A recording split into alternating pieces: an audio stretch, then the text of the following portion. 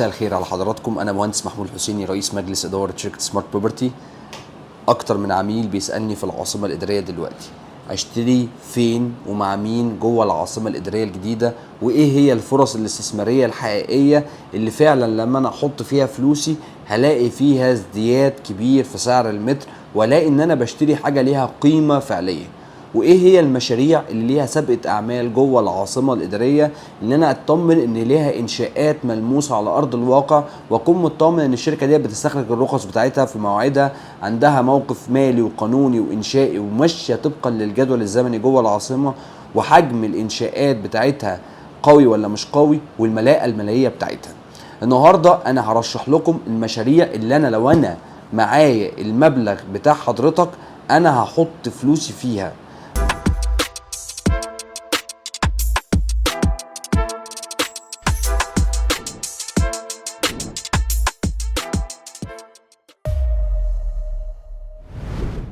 النهارده انا هوضح لك المشاريع الكبيره بجد اللي موجوده في العاصمه، ومن كل منطقه هنقي لك افضل فرصه استثماريه.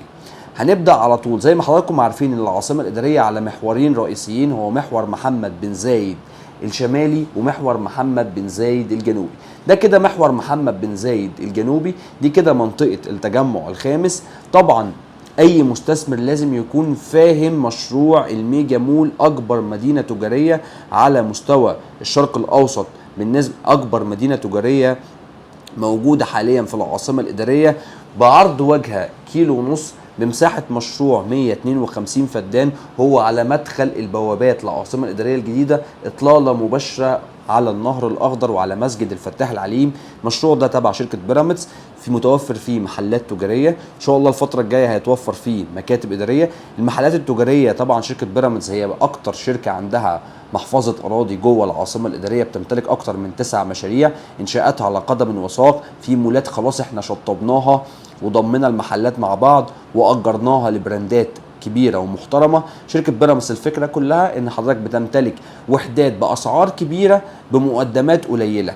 يعني انت في كل الوحدات، مثال لو انت بتمتلك محل تجاري، فاقل محل تجاري وليكن بيبدا من 6 مليون او من 7 مليون، انا بدفع مقدم ودفعتين، وما بدفعش اي اقساط من بعد الاستلام غير لما الشركه تحقق عمليه التاجير. فالشركه بيبقى عندها التزام ان هي ما تقدرش تاخد الاقساط بتاعتها الا من بعد عمليه التاجير. فلو انا عندي امكانيه ان انا ادفع مقدمات او ادفع لغايه الاستلام في خلال 3 سنين 40% من قيمه محل بيبدا معاك من اول 6 و7 و8 و10 على حسب المساحه اللي انت بتستثمر فيها، تقدر تركز في مشروع بيراميدز. مشروع بيراميدز هو اهم مدينه تجاريه، فدي لازم تكون عارف تفاصيل عنها. طيب بعد كده لو انا مكمل على محور محمد بن زايد الجنوبي والشمالي، منطقه هقابلها من اهم المناطق، وطبعا هطلع لكم الفرص الاستثماريه المتوفره النهارده في العاصمه الاداريه الجديده، منطقه الاعمال المركزيه ومنطقه الام يو 7 اللي بتطل على اطول برج في افريقيا. المنطقه دي اقدر اشتري فيها محل تجاري، اقدر اشتري فيها مكاتب اداريه. انا برشح دلوقتي في المنطقه ديت مشروع التابع لشركه امازون الاماراتيه. المشروع ده اطلاله مباشره على البرج الايقوني، اعلى ارتفاع مشروع في ناطحات السحاب المتوفره، ارتفاعه 52 دور، 5 ادوار تحت الارض وارضي و47 دور، اول تويست تاور على مستوى افريقيا. اقدر اشتري فيه محل تجاري بيبدا معايا من اول 10 و11 مليون، محل تجاري ارضي واجهه، واقدر اشتري محل في الفود كورت في الدور الاول من اول 8 مليون، واقدر اشتري مكتب اداري، مكاتب اداريه بتبدا معايا من اول 5 مليون، ولو انا عايز المكتب الاداري بتاعي يطل على البرج الايقوني هيكون في رينج 7.5 او 8 مليون. فطبعا لو انا عندي امكانيه، ده من اهم الفرص الاستثماريه اللي موجوده. خلينا نكمل مع بعض. خش على منطقه داون تاون العاصمه الاداريه الجديده. انا طبعا بنقي لحضراتكم افضل الفرص الاستثماريه اللي فعلا فيها عامل الندره، وهتشوف بنفسك وانت بتقسط معدل الزياده اللي هتبقى بتزيد بسرعه كبيره، لان هي مشاريع قيمه وعندهم سابقه اعمال كبيره. طيب خلينا في منطقه داون تاون العاصمه الاداريه الجديده. عندنا الطرح اللي هيبقى كبير ان شاء الله، هو طرح نايل بزنس سيتي المرحله الجديده بتاعته، واتوقع ان هي هتكون فندق مهم جدا جدا جدا. طبعا لما بشتري في الطرح الاول بيكون فرصه قويه جدا جدا. بعد كده عندي مجموعه ايميل عبد الله مشروع ارضي و35 دور صف اول على محور محمد بن زايد، واحنا بنرشح المشاريع اللي هي دايركت على الصف الاول على محور محمد بن زايد الشمالي. ناطحات السحاب عندك مجموعه ايميل عبد الله سعر المتر فيها بيتكلم من اول 64000 جنيه وبيوصل معاك لغايه 90000 جنيه بالنسبه للمكاتب الاداريه. عندي برضو مشروع دبي نفس سعر المتر تقريبا، بيبدا معايا من اول 60 وبيوصل معايا لغايه 80 و85 الف جنيه. فده من المشاريع اللي انا برشحها حاليا في منطقه داون تاون العاصمه الاداريه الجديده. بعد كده المنطقه الاهم والاقرب لقلبي منطقه البنوك والوزارات، المنطقه اللي فيها هيئه مصلحه صك العمله، المنطقه اللي فيها البريد المصري 36 وزاره.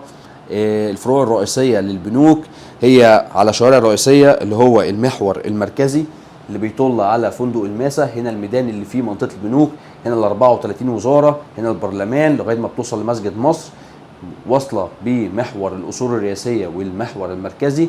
في أكتر من مكتب إداري. خلينا نتكلم على الشركات الكبيرة اللي بتنفذ واللي ممكن تستلمها بسرعة كبيرة لأن إنشاءاتها حاضرة. عندك مشروع زي مشروع البطل، مشروع مبني وقائم واستلامه في خلال سنة سنة ونص، تقدر تستلم المكتب بتاعك وعندك امكانيه تقسط لغايه 7 و8 سنين. فده مشروع من اهم المشاريع. سعر المتر حاليا بنتكلم من اول 50 لغايه 65، ممكن يوصل ل 70 في بعض الوجهات. عندي مشروع قدام الاصول الرئاسيه مشروع باراجون 3 من المشاريع المحترمه. الشركه عندها 3 مشاريع جوه العاصمه الاداريه، وشركه باراجون بتهتم بالجانب التشغيلي للمكاتب الاداريه والخدمات اللي بتوفرها، وبنبدا معايا من اول 6-7 مليون لان المساحات موجوده هي مساحات كبيره.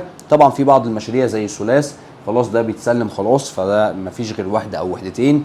فدول من اهم المشاريع، ولسه في طرح جديد ان شاء الله في منطقه البنوك والوزارات، وده هيبقى اخر طرح تبع شركه ارك بلان. وارك بلان هي الاستشاري العام لشركه العاصمه الاداريه ومنفذه ماستر بلان داون تاون العاصمه الاداريه الجديده. ده كده تلخيصا لاهم الفرص اللي متوفره حاليا واللي انا برشحها جوه العاصمه. من جوه كل منطقه انا بنقي لك الافضل. اول ما بتخش على محور محمد بن زايد عندك منطقه الميجا مول، ده مشروع قوي جدا جدا جدا.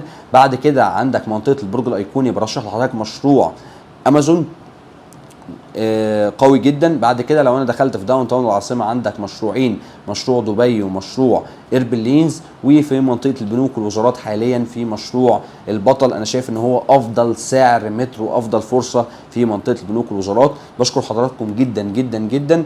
ده رقمي مهندس محمود حسيني، نعمل حصر كامل بكل الوحدات اللي حضرتك بتستثمرها، بفهم حضرتك طلبك ايه، الامكانيات ايه، بديك الترشيحات بتاعتي، وان شاء الله نوصل لافضل قيمه مقابل سعر.